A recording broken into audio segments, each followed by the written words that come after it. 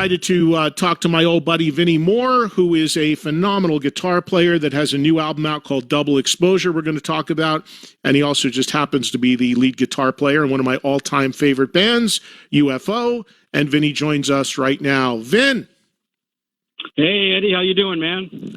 I'm good, man. What are you up to? Where are you at? I'm at home, sitting in my studio. Ah, always working, always creating, right? You got to do it, and it's a feast or famine thing. So when you feel creative, you gotta get those moments and get them down on tape. Yeah, well, you just released a record in Double Exposure. Are you working on another one already?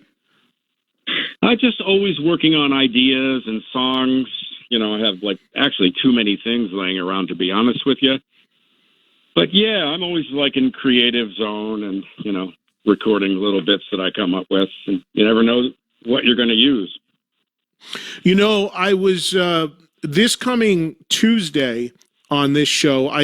From time to time, I do these things. I call them producer spotlights, where I highlight a producer and his entire career. And the one I recorded it, and it's airing next week. And the guy that I have coming up next is Mike Varney. And Varney brought you up because I talked about Varney's whole career, and he brought you up about first discovering or bringing you out. What band was it in? Were you in? Was it Vicious Rumors? It was Vicious Rumors. We did a record in 1985, believe it or not. So was that the first thing that you had released, Vin? I had played the soundtrack on the Pepsi television commercial, and then Vicious Rumors was actually the first record I was on. How'd you get the gig doing the Pepsi commercial? Well, I was in Varney's column in Guitar Player magazine, which was called Spotlight for New Talent. I sent in my demos, and luckily he featured me in his column. And for whatever reason, a production company from Los Angeles was casting for this commercial, and they were having problems finding someone to do it. So they just opened up Guitar Player, and they happened to see my picture. They read the review Mike had given me, and they called me up one evening at 6 p.m., and I was on a plane to L.A. the next morning. It was pretty crazy. Wow. I mean, and that's kind of some of the stuff, and it's interesting to hear that because the audience will get this whole, Varney's whole history when they listen next week. But he really, even for a kid like you at that point in your life, trying to get attention for your guitar playing, Varney really was, through that column, like the gateway. He was like the holy grail to getting on the map for your playing. If you got his endorsement or he did something on you, it really meant a lot then, right? Yeah, and then him having the record label Shrapnel was the next step from there. So, it was really amazing for me. Great opportunity for a lot of others as well, as you've mentioned. Yeah, no doubt. I mean, there were so many players that came out of that, and we will definitely talk about that with him, and you'll hear us get into that story next week. So tell me about Double Exposure. I imagine the title of it plays off of the fact that one side of it is essentially with singing and the other side is instrumental. In the past, a lot of your solo records have been instrumental. Talk about your approach and why you decided to do this one like this. Yeah, this was my first solo record that has vocals on it, and it wasn't intended to be a vocal record. It was going to be like a guitar instrumental EP. It was during the lockdowns, all our touring was grounded. I was just sitting at home, what do I do? I'd like to get creative and get some music out there. So I had some songs, and I thought, why don't I just make a short instrumental record with these 6 tunes, put it out there, it'll be a real quick thing. And then as I was listening to the demos, kind of, sifting through for ideas and whatnot, I started singing with one of the songs, and I thought, wow, this would be a really good vocal song, man. And as I listened through to the other songs, they were all hitting me as things that could be good vocal songs. So I had this idea to maybe I can get some of my friends who sing to be on these songs.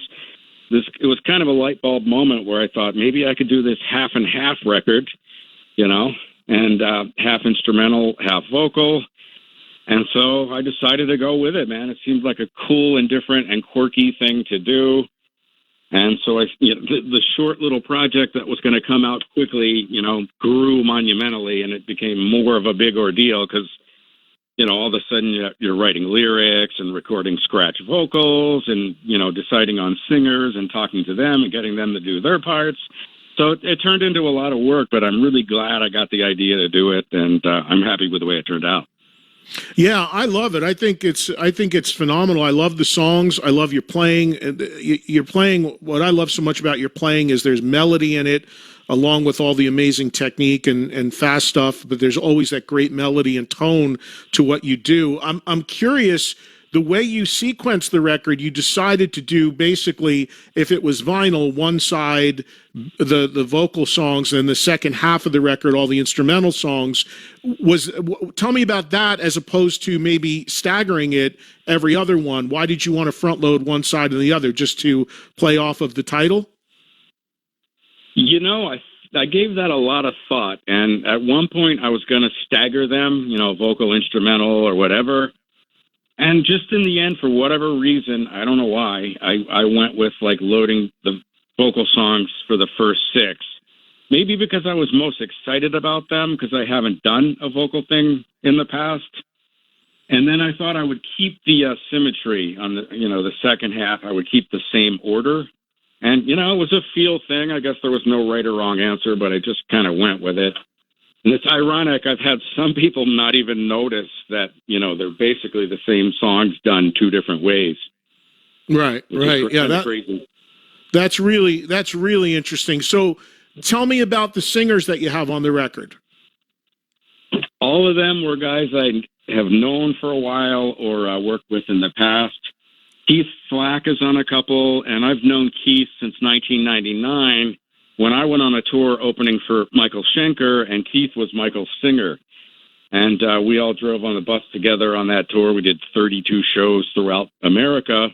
And I've just kept in touch with Keith, over the years. We've become good friends, and we always talk about doing something together, but the opportunity just never came up. And this was finally the time. I knew that was, Keith definitely had to be on this record.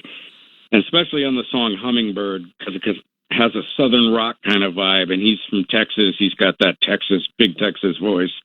So he was perfect for that.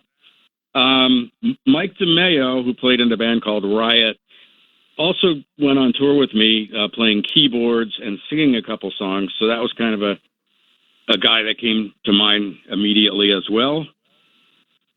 Brian Stevenson is from Toronto, and his band, Old James, opened up for us on a tour we did a few years ago, me and Uli Roth and Black Knights Rising. Mm-hmm. And Ed Terry, we were on a project together, and I played guitar. I got the song when it was finished and heard him for the first time and really liked his voice and his ideas. So, these guys are just kind of guys in my orbit, I guess you could say. Yeah, they all bring something really cool, and they all have great voices, and what they do lends itself so great to the material. I want to ask you about something you just said. So you did a tour, you said, where you opened for Schenker? Yeah, 1999. And you said you guys were all on the same bus. Does that include Michael as well? No, it doesn't include Michael. Honestly, we shared a band. I used the same guys, Barry Sparks on bass. Barry was in Michael's band, Shane Gallus on drums. So all the guys were doing double duties, except for Keith Slack, who was just singing with Michael. And, Michael drove himself, which was pretty crazy, in a rented vehicle with his wife. And, man, did a lot of driving. But I think he's kind of the guy that likes to be, by himself. Right. So, that's fascinating to me. Obviously, you're in UFO and have been for a long time. So do you know Schenker well? I don't know him well. As I was telling somebody else today, we did 32 shows on that tour, and I barely ever saw him. He really kept to himself, and I heard him play every night. I'd play, and then I'd listen to him play. But, he's, I guess, just a real private guy and kept to himself. And I've talked to him over the years after that, a few times here and there, but I never really got to know him that well. Yeah. Interesting. So the record's out. Are you hoping to be able to do live shows? Would you like to go out and play, stuff with under your own name? Do you have some live shows planned to get out there some? We're looking into dates right now for next spring. I'm my agent, and we don't have anything definitive yet. But yeah, I definitely am excited to get out there and do some shows with this stuff. And obviously the whole situation with UFO, I mean, scary stuff with Phil. I've been in touch with him. I know you have as well. He seems to be on the mend, which is great to hear. Nobody wanted to see UFO end the way it ended, with Phil having a heart attack and you guys not be able to fulfill the final shows that he had planned. In my last couple dialogues with him, it seemed like he was starting to come around to the idea, once he was through his rehab and everything, to possibly do a few more shows. What can you tell us is the latest on the UFO front? I think he really wants to do it, and he seems to be in good spirits and healthy. The physical therapy stuff is going well, and he feels that the last thing didn't end properly because, we had shows in Europe and we had to cancel like 3 weeks worth of gigs, and I don't think he likes ending it on that note. So I think he really wants to go out and do more. So I think it might happen, but fingers crossed. We'll see. And you're obviously down with it. I mean, you're on board and into it if it happens. Oh, yeah. I definitely would like to see this thing through to the end. And Phil sends his love, by the way. I've been texting with him today. Oh, well, send him my best back. I mean, as a fan, I do think it would be great if it ended the right way. And I don't know why you guys were ending in Greece. I mean, nothing against Greece, but UFO's got to end, if it's in America, probably in Chicago, and if it's not in America, it's got to be London, I would think. So you got to talk to him about that too. The final show's got to be one or both of those places. Yeah, I totally agree with you 100%. And I don't know why it kind of was going to happen that way, to be honest with you. And it should definitely end in London. And I hope we do another American run. That would be great. And yeah. Yeah, he was ironically, though, my first gig ever with UFO was in Greece, so it would have been odd ending in Greece. That is weird. You bookend your tenure in UFO both in Greece. Not the same venue, was it? I don't think so. I think the Fuzz Club didn't exist 20 years ago, as far as I know anyway, but no, not the same club.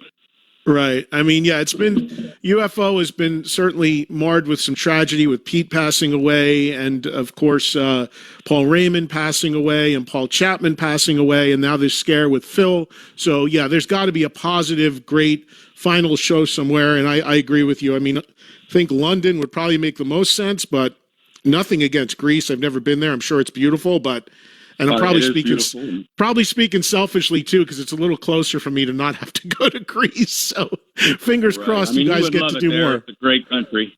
Yeah, no, I'm not denying it. I'm sure it is. It's just a bit of a haul, but I just envision UFO as being like, the quintessential British thing. It's got to end in England, lights out in London. Maybe it'll happen that way now. Let's hope. And yeah, I agree. We'll see. That's definitely the proper way to end it. Well, listen, bud, good to catch up with you for a few. My best to you and the family for the holidays. And again, check out Vinnie Moore's fantastic new record. It's called Double Exposure, and you get instrumental versions of the songs. You get songs with vocals, and it's a really, really cool project. And I love your playing, so this is a great listen. Congrats on this. Thanks, man. Thanks so much for having me on, man. I totally appreciate it. And happy holidays to you and the family. You got it, Vin. I'll talk to you soon, man. Okay, buddy. Thanks a lot. Take it easy. Bye-bye. Vinnie Moore, everybody. Checking in with us here on Trunk Nation on Faction Talk, Sirius XM, channel 103. Again, the album is called Double Exposure. It's out now. And what's really cool about it is, again, Vinnie has not had vocals on his solo records. He's had all those classic instrumental guitar records, but never put vocals. And this, as you just heard, has a variety of singers on some of these tracks. And it really gives you a whole different take on the tracks. And his playing is just... Vinnie, in a lot of ways, in my opinion, is super underrated because he's really up there with, of course, all the amazing shredders and all the great technique and all of that. And he's been doing it for so long. but he also always brings melody to the table, great melody and great tone, and that's what I really appreciate in his style. All right, so you get a little taste of this right now as we go into break.